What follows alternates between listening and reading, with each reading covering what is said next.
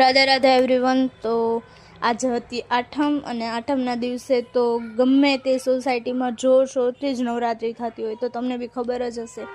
અને કામ આવ્યું હોય ને નહીં કરવાનું એવો તો મારા ડિક્શનરીમાં શબ્દ જ નથી.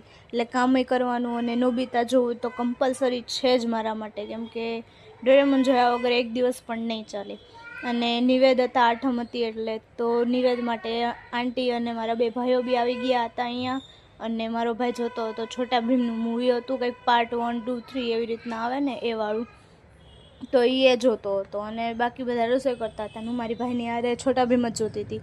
પછી સાંજે થઈ ગઈ હતી હું તૈયાર અને મેં પહેરી હતી આ ચોલી જે હું રેન્ટ ઉપર લાવેલી છું. અને પછી અમે ગયા હતા બહાર, એટલે મારા ફ્રેન્ડની ત્યાં નવરાત્રિમાં ગયેલા હતા, કેમ કે ત્યાં મજા આવે છે રમવાની એટલા માટે. તો આ છે ડાકલા રમતા હતા અમે. અને ડાકલા રમવાની તો મજા તમને બી ખબર જ હશે, બહુ જ આવે, કેમ કે ડાકલાની જે વાઇબ હોય ને એ જ જોરદાર છે. મતલબ એનું જે મ્યુઝિક આવે ને એમાં જ મજા આવે રમવાની. એટલે અમે ડાકલા રમતા હતા. અને એના પછી થોડુંક બતાવી દો ઘેર કેવો છે આનો.